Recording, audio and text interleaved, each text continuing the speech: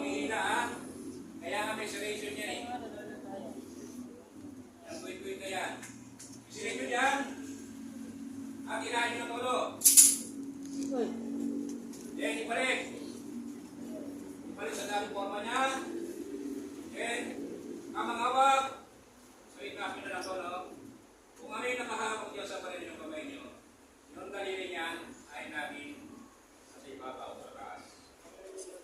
Ang suporta ng kabilang kamay, purunin kayo dito doon.